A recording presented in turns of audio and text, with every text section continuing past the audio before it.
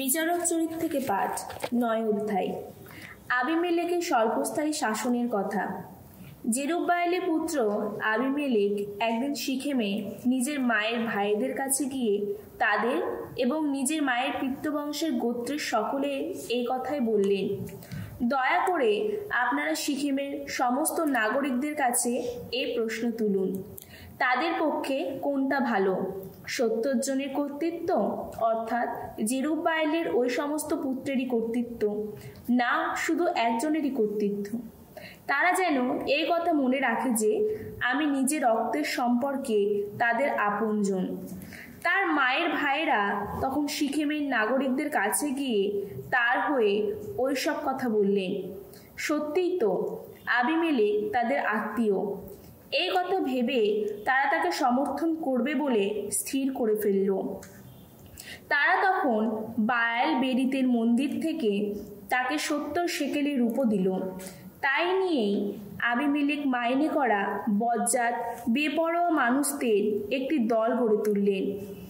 এরা তার অনুচর হয়ে উঠল। এবার ওফরায় প্রত্যেক ভিটায় গিয়ে তিনি তার ভাইদের অর্থাৎ জেরুব্বায়েলের পুত্র সেই 70 জনকে একই পাথরের উপর এনে তাদের নিধন ঘটালেন।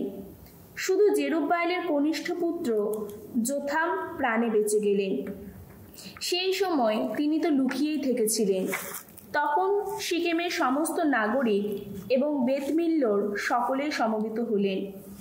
যেখানে সিখেমে ওক গাছটির কাছে সেই স্মৃতিস্তম্ভটি রয়েছে, সেইখানে এসে তারা আবিমেলেককে রাজা বলে ঘোষণা করল। যোথামকে যখন এ খবর জানানো হলো, তখন তিনি গেরিজিম পর্বতের চূড়ায় উঠলেন আর সেখানে দাঁড়িয়েই চিৎকার করে বলে উঠলেন, সিখেমের নাগরিকেরা, আমার কথায় কান দাও তোমরা, তাহলে স্বয়ং ঈশ্বর তোমাদের কথায় কান দেবেন। পৃথিবীর যত গাছ একদিন নিজেদের রাজপথে অভিষিক্ত করা যায়, তেমনি একজনের খোঁজে বেরিয়ে পড়ল। জলপাই গাছটিকে তারা বলল, তুমি আমাদের রাজা হও। কিন্তু জলপাই গাছটি উত্তর দিল, সে কি, আমার এই যে এত ভালো তেল যা দিয়ে দেবতা ও মানুষের প্রতি সম্মান দেখানো হয়, আমি কি তাই ছেড়ে দিয়ে এখন আমার শাখা দুলিয়ে অন্য সব গাছের উপর মাতব্বরি করতে যাব? গাছেরা তখন আঞ্জির গাছটিকে বলল, তাহলে তুমিই এসো, তুমিই বরং আমাদের রাজা হও। কিন্তু আঞ্জির গাছটি উত্তর দিল, সে কি, আমার যে এত মিষ্টতা, এত ভালো ভালো ফল, এইসব ছেড়ে দিয়ে আমি কি এখন আমার শাখা দুলিয়ে অন্য সব গাছের উপর মাতব্বরি করতে যাব? তারা তখন আঙুর গাছটিকে বলল, তাহলে তুমিই এসো, তুমিই বরং আমাদের রাজা হও। কিন্তু আঙুর গাছটি উত্তর দিল, সে কি, আমার এই যে সুরা যা দেবতা ও মানুষের মনে এত আনন্দ যোগায়, আমি কি তাই ছেড়ে দিয়ে এখন আমার শাখা ধুলিয়ে সব অন্য গাছের উপর মাতব্বরি করতে যাব? গাছেরা এবার সবাই মিলে কাটা গাছটিকে বলল, তাহলে তুমিই এসো, তুমিই বরং আমাদের রাজা হও। কাটা গাছটি তখন অন্য সব গাছকে বলল, বেশ তো, তোমরা যদি সত্যিই আমাকে তোমাদের রাজপথে অভিষিক্ত করতে চাও, তাহলে তোমাদের কিন্তু আমার ছায়ায় এসে আশ্রয় নিতে হবে। যদি তা না করো, তাহলে এই কাটা গাছ থেকে বরং লক লক করে আগুন বেরিয়ে আসুক, আর সে আগুন লোবাননের এরস গাছগুলোকেও পুড়িয়ে ছাড়খাড় করে দিই। এবার বলো, আবিমেলেককে রাজা করে তোমরা কি যথার্থ সততার কাজ করেছ? তোমরা কি জেরুব্বায়েল ও তার বংশের মানুষদের প্রতি উচিত আচরণ করছো? তার কর্মকীর্তি যথাপ্রাপ্য কি তাকে দিয়েছ? আমার পিতা তোমাদের জন্য তো যুদ্ধই করেছেন, প্রাণের ঝুঁকি নিয়ে তো তিনি মিডিয়ানিদের হাত থেকে তোমাদের রক্ষা করেছেন। আর তোমরা কি না আমার পিতার বংশের মানুষদের সঙ্গে শত্রুতাই করেছ? তোমরা কি না তার নিজের পুত্রদের 70 জনকেই একই পাথরের উপর এনে তাদের নিধন ঘটিয়েছ?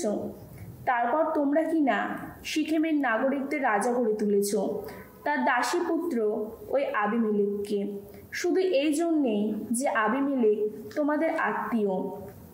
তাই তো বলছি, আজ তোমরা যদি জেরুব্বায়েল ও তার বংশের মানুষদের প্রতি যথার্থ সততার কাজ করে থাকো, তাহলে আবিমেলেককে নিয়ে তোমরা আনন্দেই থাকো, আবিমেলেকও তোমাদের নিয়ে আনন্দে থাকো। কিন্তু সততার কাজ যদি নাই করে থাকো, তাহলে ওই আবিমেলেক এবং বরং এমন আগুন বেরিয়ে আসুক যা সিখেম এবং মিদমিল্লোর নাগরিকদের গ্রাস করে ফেলবে, আর তেমনি সিখেম ও বেতমিল্লোর নাগরিকদের মধ্য থেকে এমন আগুন বেরিয়ে আসুক যা আবিমেলেককে গ্রাস করে ফেলবে। এরপর যোথাম সেখান থেকে পালিয়ে গেলেন। তিনি ছুটে গিয়ে আশ্রয় নিলেন বের নগরে। নিজের ভাই আবিমেলেকের ভয়ে তিনি সেখানেই রয়ে গেলেন। ইসরায়েলের উপর আবিমেলেকের আধিপত্য চলল 3 বছর ধরে। তারপর ঈশ্বর আবিমেলেক ও তার সিখেমের নাগরিকদের মধ্যে একটা মনোমালিন্যের ভাব জাগিয়ে তুললেন। সিখেমের নাগরিকেরা আবিমেলেকের প্রতি আর বিশ্বস্ত হয়ে রইল না। এমনটি ঘটল যাতে জেরুব্বায়েলের 70 জন পুত্রের প্রতি সে যে হিংস্র আচরণ করা হয়েছিল তার যেন যথাযোগ্য প্রতিবিধান হয়। তাদের যে ভাই আবিমেলেক তাদের হত্যা করেছিলেন, সে রক্তপাতের প্রতিফল যেন তার উপর নেমে আসে, আর তেমনি নেমে আসে সিখেমের সেই নাগরিকদের উপর যারা আবিমেলেককে ভাইদের হত্যা করতে সাহায্য করেছিল। আবিমেলেকের ক্ষতি করবার জন্য সিখেমের নাগরিকেরা তখন চারপাশের পাহাড়ি পর্বতে যত গোপন জায়গায় এমন সব লোককে মাতয়েন করল যারা পথ চলতি মানুষদের সব কিছু লুটে নিতে লাগলো। এই খবর আবিমেলেকের কানে গেল। এই সময়ে এবেদের পুত্র গায়াল অন্য কোথাও যাবার পথে নিজের ভাইদের সঙ্গে নিয়ে সিখেমে কিছু দিনের জন্য থেমে গেল। সে সিখেমের লোকদের আস্থা ভাজন হয়ে উঠল। একদিন তারা নগরের বাইরে বেরিয়ে নিজেদের যত সব আঙুর ক্ষেত্রে ফল পেড়ে নিল। তারপর মারাইয়ের কাজ ছেড়ে দিল। এবার শুরু হলো তাদের উৎসব। স্থানীয় দেব মন্দিরে গিয়ে তারা সেখানে পানভোজন করতে লাগলো। এই সময়ে তারা আবিমেলেকের নামে নানা অকথা কুকথা বলতে লাগলো। এবেদের পুত্র গয়াল তাকে বলে উঠল, সিখেমের লোকেদের পাশে কেই বা আবিমেলেক যে আমরা ওর কথায় উঠব বসবো? ওকে জেরুব্বায়েলের ছেলে নয়, আর জেবুল কি ওর অধীনস্থ কর্মচারী নয়? ওরা দুজনে বরং সিখেমের পিতা হামরের এই বংশধরদের তাবেদারি করুক। আমরা কেনই বা আবিমেলেকের তাবেদার হয়ে থাকব? আহা, এখানকার লোকেদের পরিচালনার ভার যদি আমাকে দেওয়া হতো, তাহলে আমি তো আবিমেলেককে সরিয়েই দিতাম। আমি তো আবিমেলেককে বললাম, ওহে, তোমার সৈন্য সংখ্যা বাড়িয়ে এবার বেরিয়ে এসে দেখি। এবেদের পুত্র গায়েলের ওই যে সব কথা নগরপাল জেবুলের কানে গেল। রীতিমতো রেগে উঠলেন তিনি। আবিমেলেকের কাছে গোপনে দূত পাঠিয়ে তিনি তাদের জানালেন, এবেদের পুত্র গায়াল ও তার ভাইয়েরা সিখেমে এসেছে। এখন তারা আপনার বিরুদ্ধে এখানকার লোকেদের উস্কে দিচ্ছে। আপনি বরং আপনার সৈন্যদল নিয়ে আজ রাতে এখানে আসুন, আর নগরের বাইরে কোথাও লুকিয়ে অপেক্ষা করুন। কাল খুব সকালে সূর্যোদয়ের সময়ে নগর আক্রমণ করতে এগিয়ে আসুন।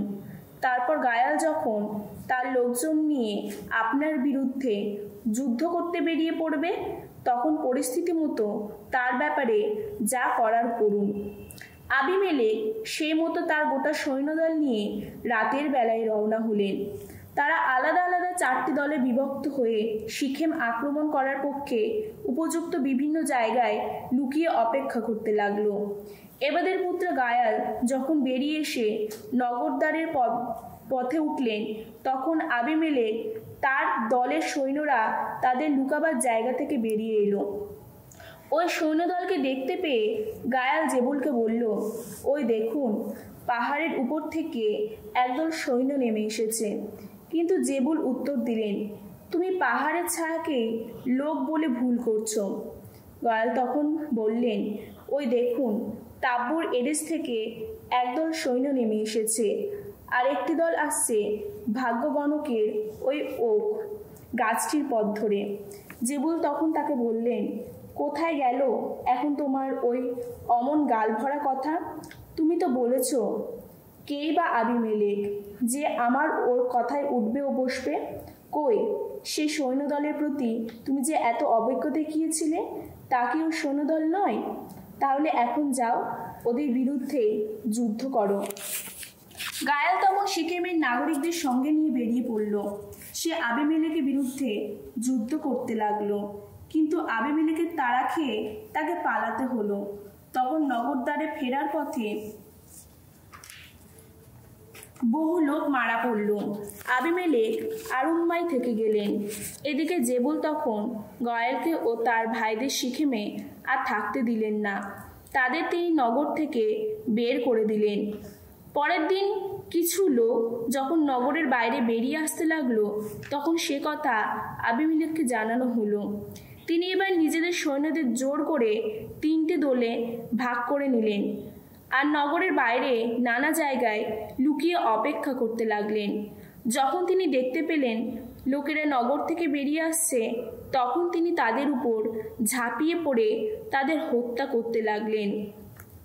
আবিমেলেক নিজে ও তার সৈন্যদল দ্রুত এগিয়ে এসে নগরদ্বারের প্রবেশ পথের সামনে দাঁড়ালো। এদিকে অন্য 2টি দলের সৈন্যরা তখন ছুটে গিয়ে সেই সমস্ত লোকেদের আক্রমণ করল এবং হত্যা করল যারা নগরের বাইরে ছিল। আবিমেলেক সারাদিন ধরে নগরটির উপর আক্রমণ চালালেন।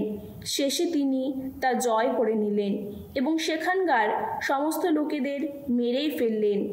তারপর নগরটি ধ্বংস করে তিনি তার মাটিতে নুন ছড়িয়ে দিলেন।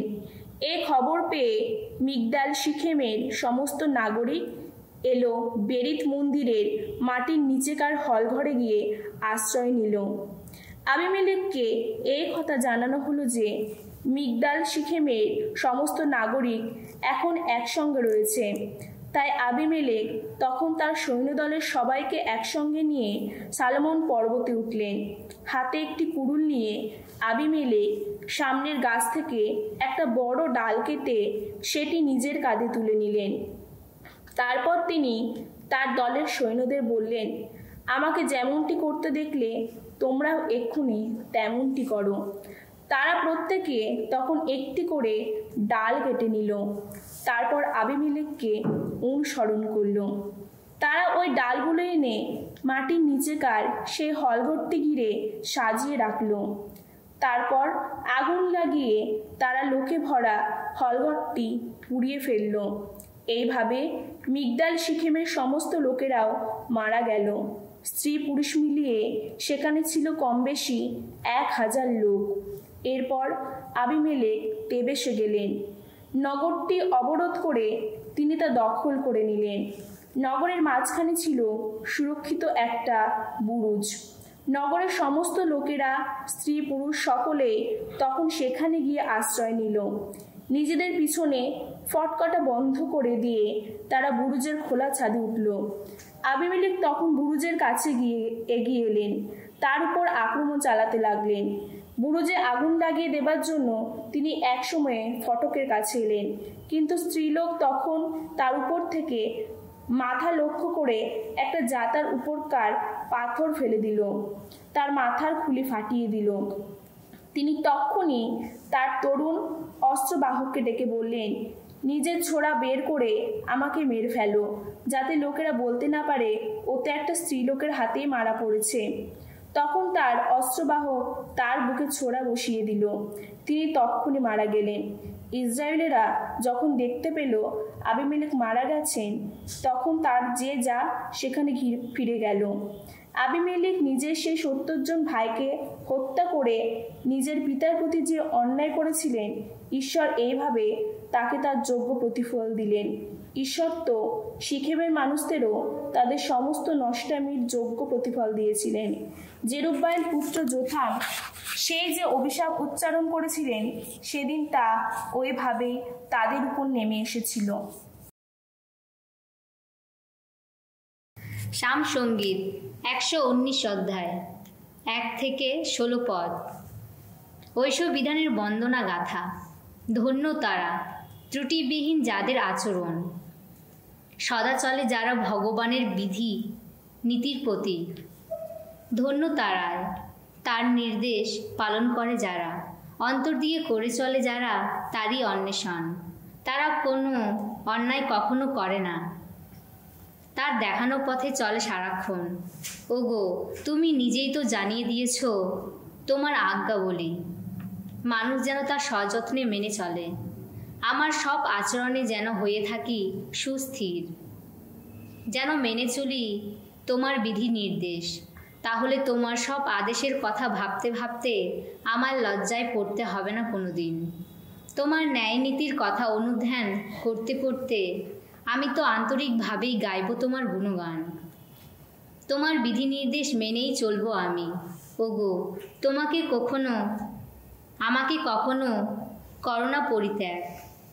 কোনো যুবকের জীবন কি করে রয়ে যাবে অম্লান, সে তো তোমার বাণী মেনেই চলুক। ওগো, অন্তর দিয়ে করে যায় আমি তোমার অন্বেষণ। তোমার অদিষ্ট পথ থেকে বিচ্যুত হতে দিও না আমায়। তোমার সব উপদেশ আমার হৃদয়ে গেঁথেই রেখেছি, যাতে তোমার ইচ্ছা অমান্য করে আমি কোনো পাপ না করি কখনো। ওগো ভগবান, ধন্য ধন্য তুমি। তোমার বিধি নির্দেশের মর্ম কথা আমায় বুঝতে শেখাও। যেসব বিচার আদেশ শুনিয়েছ তুমি, নিজের কণ্ঠে তা এখন ঘোষণা করি আমি। ওগো, তোমার নির্দেশ পথে চলায় আমার সুখ। শত সম্পদ লাভের চেয়েও এই সুখ সুগভীর। জপ করে যায় তোমার আজ্ঞা বলি। তোমার দেখানো পথ আমার নিত্য ধ্যানের বিষয়। তোমার বিধি নির্দেশ মেনে চলা সেই তো মহা আনন্দ আমার। তোমার বাণী আমি ভুলে যাই না কখনো। যাকবের ধর্মপত্র থেকে পাঠ, 4 অধ্যায়। সংসার আসক্তির কুফল। এখন প্রশ্ন, তোমাদের মধ্যে কি থেকে জাগে যত যুদ্ধ, কি থেকেই বা জাগে যত বিবাদ? তোমাদের অন্তরে ভোগ সুখের যে সমস্ত বাসনা নিত্যই সংগ্রাম করে, তা থেকেই কি নয়? তোমরা লোভ করেছ, কিন্তু হাতে কিছুই পাচ্ছ না, আর সেই জন্যেই তোমরা হত্যা করতে যাচ্ছ। তোমরা ঈর্ষা করছো, কিন্তু মনের ইচ্ছা মেটাতে পারছো না, আর সেই জন্যই বিবাদ বাঁধাচ্ছ, যুদ্ধ করছো। আসলে তোমরা যা পেতে চাও তা পাবার জন্যে প্রার্থনা করো না বলে তা পাও না, কিংবা প্রার্থনা করেও তোমরা যে তা পাচ্ছ না, তার কারণ তোমরা অসৎ উদ্দেশ্যে নিয়েই প্রার্থনা করছো। অর্থাৎ তোমরা নিজেদের ভোগ সুখের পেছনে ব্যয় করতে চাইছো। ওহে ভ্রষ্ট মানুষের দল, তোমরা কি জানো না যে সংসারের সঙ্গে বন্ধুত্ব মানে ঈশ্বরের সঙ্গে শত্রুতা? আর তা যে কেউ সংসারের বন্ধু হতে চায়, সে নিজেকে ঈশ্বরের শত্রু করে তোলে। নাকি তোমরা মনে করো শাস্ত্রে বৃথাই বলে, ঈশ্বর আমাদের অন্তরে যে আত্মাকে রেখে গেছেন, তিনি একান্তভাবেই চান সেই আত্মা শুধু তার একারই হয়ে থাকবে। তবুও আমাদের প্রতি তার অনুগ্রহ আরও উদার। আর তাই শাস্ত্রে এই কথা রয়েছে, ঈশ্বর উদ্ধত মানুষের বিরুদ্ধে দাঁড়ান, কিন্তু বিনম্রকে তারা অনুগ্রহে ধন্য করেন। কাজেই তোমরা পরমেশ্বরের প্রতি অনুগত হও ও কিন্তু শয়তানকে প্রতিরোধ করো। সে তাহলে তোমাদের কাছ থেকে দূরেই পালাবে। তোমরা পরমেশ্বরের কাছে এসো, তিনিও তোমাদের কাছে আসবেন। ওহে পাপীর দল, তোমাদের হাত থেকে সমস্ত মলিনতা ধুয়ে ফেলো, পবিত্র করে তোলো তোমাদের অন্তর। ওহে দমনা মানুষের দল, তোমরা নিজেদের হীন অবস্থা সম্পর্কে এবার সচেতন হও। তার জন্য দুঃখ করো, চোখের জল ফেলো। তোমাদের হাসি পরিণত হোক শোকের বিলাপে, তোমাদের আনন্দ পরিণত হোক বিষাদে। প্রভুর চরণে তোমরা নিজেদের নমিত করো, তাহলে তিনিও তোমাদের উচ্চ আসনে উন্নীত করবেন। শোনো ভাই, তোমরা পরস্পরের নিন্দা করো না। ভাইয়ের যে নিন্দা করে কিংবা ভাইয়ের যে বিচার করে, সে তো ঐশ বিধানেরই নিন্দা করে, ঐশ বিধানেরই বিচার করে। আর তুমি যদি ঐশ বিধানের বিচার করো, তাহলে তুমি তো আর বিধান পালন করছো না, বিচারই করছো। কিন্তু বিধানকর্তা বলতে, বিচারক বলতে শুধুমাত্র একজনই তো আছেন, সেই তিনি যার হাতে রয়েছে পরিত্রাণ আর ধ্বংসের ক্ষমতা। কেই বা তুমি প্রতিবেশীর বিচার করতে যাও? এবার শোনো তোমরা, যারা বলো আজ বা কাল আমরা অমুক শহরে যাব, সেখানে 1 বছর থাকবো আর ব্যবসা করে কিছু টাকা পয়সা করব, অথচ আগামীকাল তোমাদের জীবনের অবস্থাটা কেমন হবে তা তো জানোই না তোমরা। তোমরা যেন বাষ্পেরই মতো, কিছুক্ষণ দেখা দিয়েই আবার মিলিয়ে যাও। তোমাদের বরং এই কথাই বলা উচিত, প্রভু ইচ্ছা করলে আমরা বেঁচে থাকবো আর এটা ওটা করব। অথচ তোমরা কিনা নানা বিষয়ে বড়াই করে গর্বই করে যাচ্ছ। কিন্তু অমন সব গর্ব করা তো ভালো নয়।